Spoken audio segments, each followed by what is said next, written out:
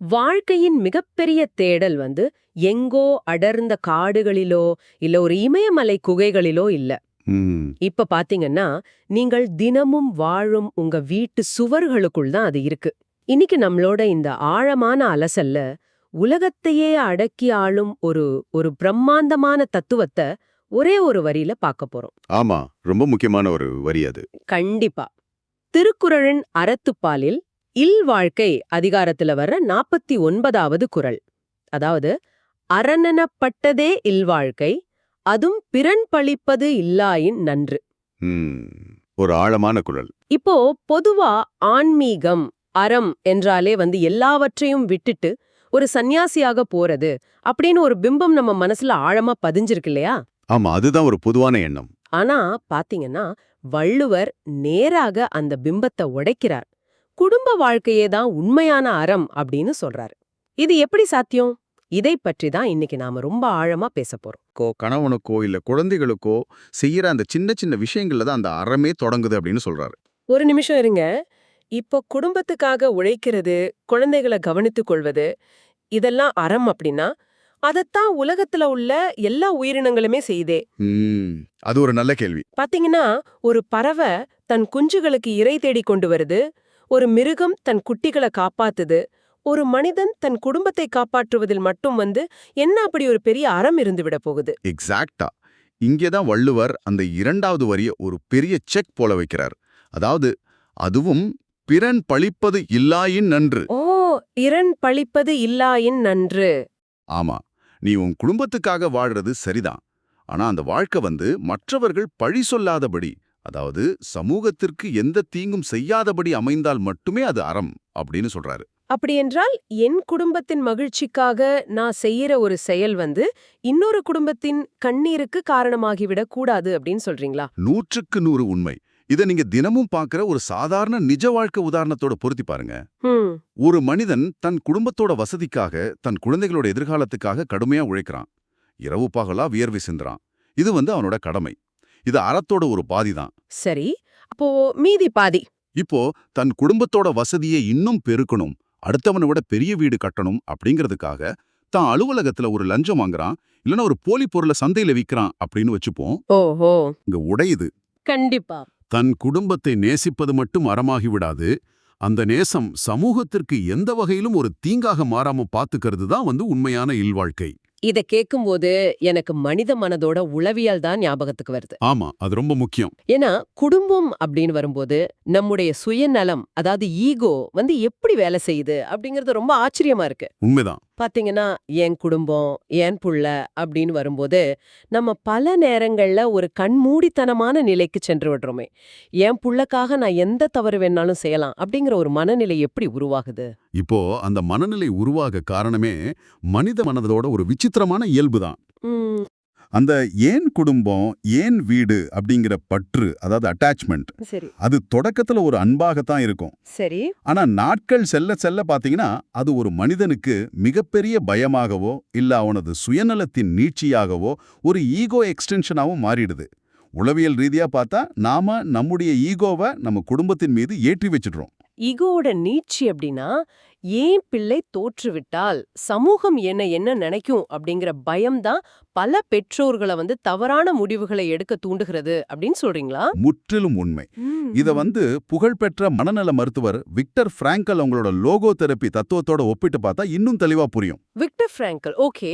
மனிதன் தன் வாழ்க்கைக்கு எப்போதும் ஒரு அர்த்தத்தை தேடிக்கொண்டே இருக்கிறான் அப்படின்னு பிராங்கல் சொல்றாரு. அந்த மீனிங் அவனுக்கு கிடைக்காத போதுதான் ஒரு மன உளைச்சலுக்கு ஆளாகிறான். ஒரு குடும்பத் தலைவனோ தலைவியோ தங்கள் குடும்பத்துக்காக உழைப்பதை ஒரு அர்த்தமாக நினைக்கிறாங்க. அது வரைக்கும் சரி. ஆனா அந்த அர்த்தம் சமூக பொறுப்புடன் இணையணும். அதாவது என் குடும்பத்துக்காக நான் செய்யும் செயல்கள் மூலம் நான் காணும் அர்த்தம் இன்னொருவருக்கு அழிவை தரக்கூடாது. எக்ஸாக்டா. அப்படி தந்தா என்ன நடக்கும்? அப்படி தந்தா பாத்தீங்கன்னா மனிதனின் உள்மனசுல ஒரு ஆழமான குற்ற உணர்ச்சி உருவாகும்.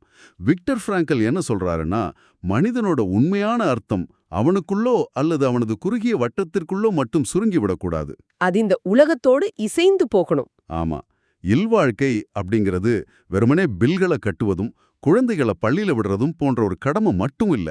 தன் சுயநலத்தை தாண்டி மற்றவர்களால் பழிக்கப்படாத ஒரு வாழ்க்கையை வாழ்வதுதான் ஒரு மனிதனின் மனதிற்கு ஆழமான அர்த்தத்தையும் ஒரு நிரந்தரமான அமைதியையும் தரும். வாவ், இது ரொம்ப சுவாரஸ்யமான ஒரு கோணம்.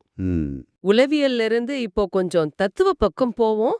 நீங்க சொல்றத பார்த்தா குடும்பம் அப்படிங்கிறது நம்மை நாமே சுய பரிசோதனை செய்து கொள்ளும் ஒரு களமா எனக்கு தெரியுது. கண்டிப்பா. உலக தத்துவங்கள் குறிப்பா நவீன மற்றும் மேற்கத்திய தத்துவங்கள் இந்த குடும்பம், சமூகம் என்ற இரட்டை பொறுப்புகளை எப்படி பாக்குது?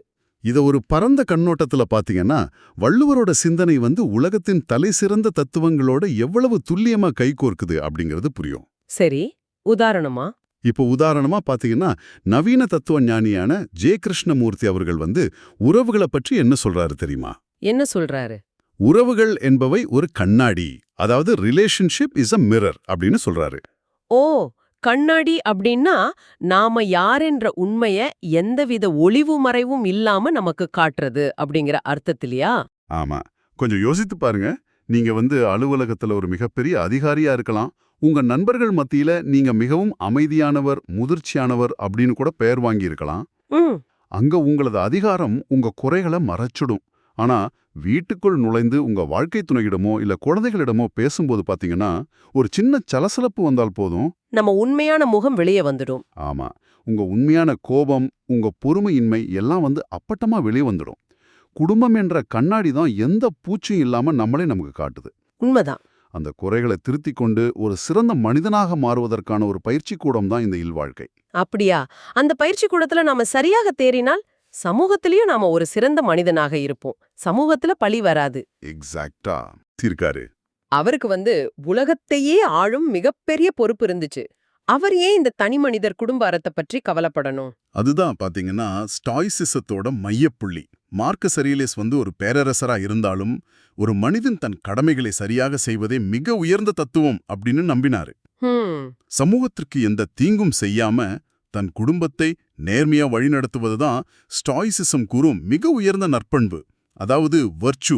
அவங்கள இத காஸ்மோபாலிஸ் அல்லது உலக குடிமகன் அப்படிங்கிற கருத்தாக்கத்தோடு இணைக்கிறாங்க.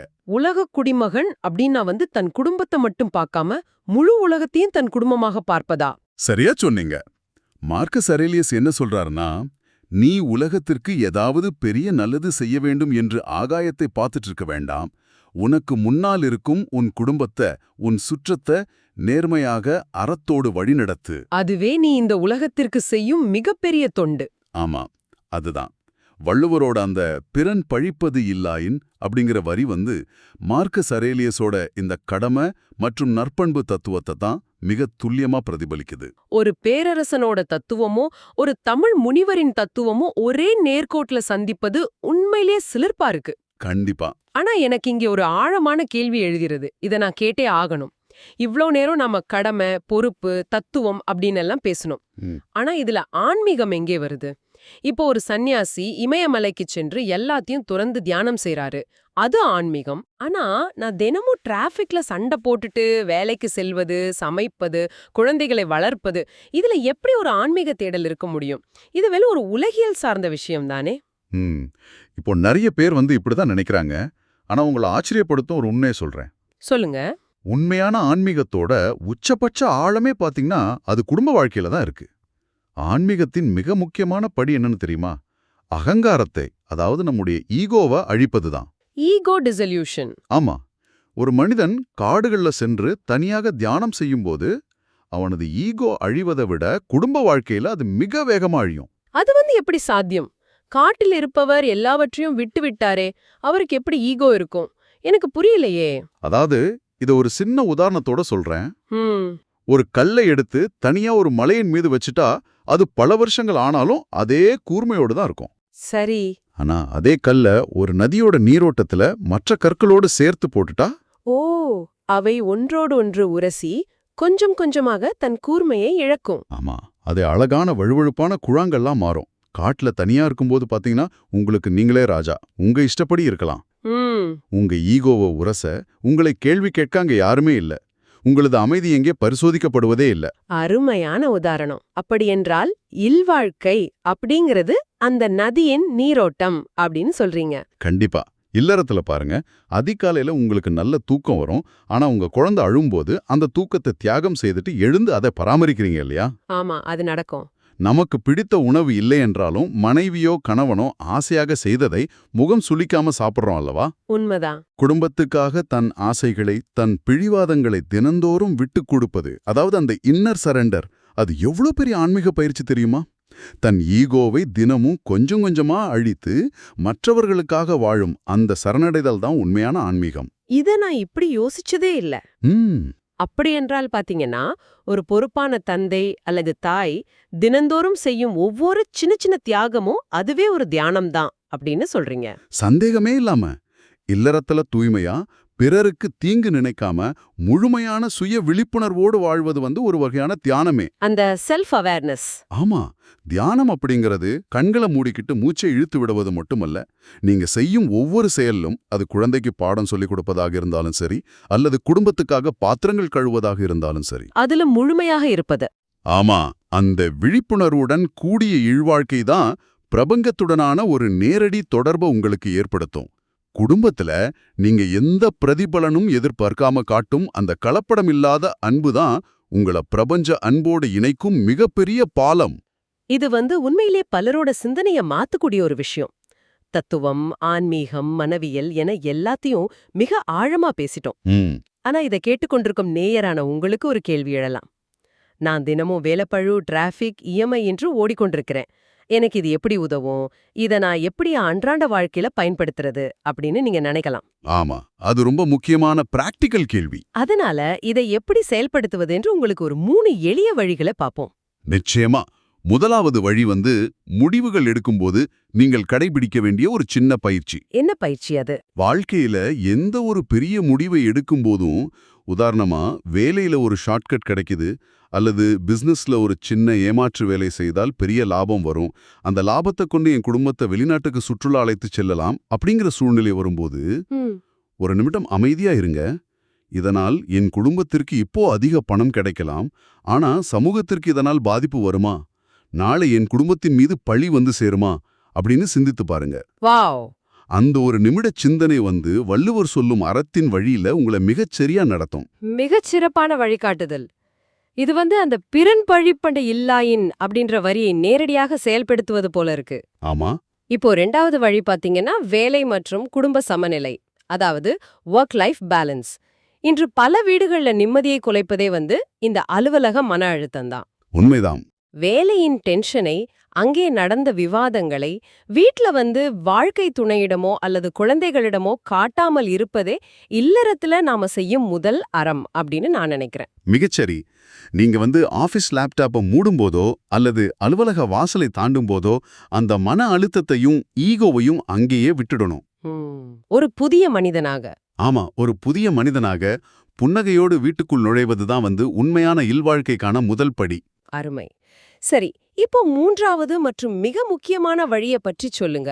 இந்த சுய விழிப்புணர்வை அன்றாட கடமைகள்ல எப்படி கொண்டு வரது? தினசரி குடும்ப பொறுப்புகளை பாத்தீங்கன்னா ஒருபோதும் ஒரு சுமையாக பார்க்காதீங்க. நான் மட்டும்தான் இந்த வீட்ல உழைக்கிறேன், என் கஷ்டம் யாருக்கும் புரிவதில்லை அப்படிங்கிற ஈகோ எண்ணம் பலருக்கும் வரும். அப்படி வரும்போது அதை கொஞ்சம் மாற்றி யோசிங்க. எப்படி? குடும்பத்துக்காக நீங்க செய்யும் ஒவ்வொரு செயலும், ஒவ்வொரு தியாகமும் உங்க அகங்காரத்தை அழிக்கும் ஒரு ஆன்மீக பயிற்சி அப்படிங்கிற மனநிலையோடு அணுகுங்க. ஓ, அந்த பெர்ஸ்பெக்டிவ் ஷிஃப்ட். ஆமா, இந்த மன மாற்றம் நிகழ்ந்துட்டா வீடு கூட்டுவதோ சமைப்பதோ எதுவாக இருந்தாலும் சரி, அது உங்களுக்கு மன அழுத்தத்தை தராது. மாறாக அதுவே உங்களுக்கு ஒரு தியானமாக மாறிவிடும். கண்டிப்பா. இவ்வளவு ஒரு ஆழமான உண்மைகள். அறம் அப்படிங்கிறது எங்கோ புத்தகங்கள்ல இல்ல, நம் வீட்டு சமையலறையிலும் வரவேற்பறையிலும் தான் இருக்கு அப்படிங்கறத இன்னைக்கு நாம மிக தெளிவாக புரிந்து கொண்டோம். அதுதான் வள்ளுவரோட பெரிய சிறப்பு. இவ்வளவு நேரம் நாம பேசியதை வச்சு பார்க்கும்போது நேயரான உங்களுக்கு ஒரு சிந்தனைய நாங்க முன்வைக்க விரும்புறோம். உங்க வாழ்க்கை என்பது உலகத்திலிருந்து உங்களை அடைத்துக் கொண்டு நானும் என் குடும்பமும் மட்டும் நன்றாக இருந்தால் போதும் என்று கட்டப்பட்ட ஒரு குறுகிய இருண்ட கோட்டையா, அல்லது உங்கள் வீட்டிலிருக்கும் அன்பும் அறமும் உங்கள் சமூகத்திற்கும் இந்த உலகிற்கே வெளிச்சம் தரும் ஒரு கலங்கரை விளக்கமா? சற்று ஆழமாக சிந்தித்துப் பாருங்கள். தப்பித்துச் செல்வது துறவரம் அல்ல, வாழ்க்கையின் அத்தனை சவால்களுக்கு மத்தியிலும் தங்கியிருந்து கடமையாற்றி தன்னை அறிவதே மெய்யான அறம். சிந்திப்போம். இதுவே இந்த ஆழமான தேடலின் நிறைவு. நாம் இன்னொரு புதிய தேடலில் சந்திப்போம். இவ்ளோ நேரம் கேட்டதுக்கு ரொம்ப நன்றி. இந்த Tamil voice reads channel monetisation இல்லாம தான் நடக்குது. இந்த ஆடியோ புக் உங்களுக்கு பயன் தருதுன்னு நினைச்சா இந்த முயற்சி தொடர்ந்து போக உங்க ஆதரவு மிகவும் உதவும். என்னுடைய இந்த முயற்சிக்கு நன்கொடை அளிக்க விருப்பம் இருந்தால் டிஸ்கிரிப்ஷன்ல கொடுக்கப்பட்டுள்ள UPI ID மூலம் வழங்கலாம்.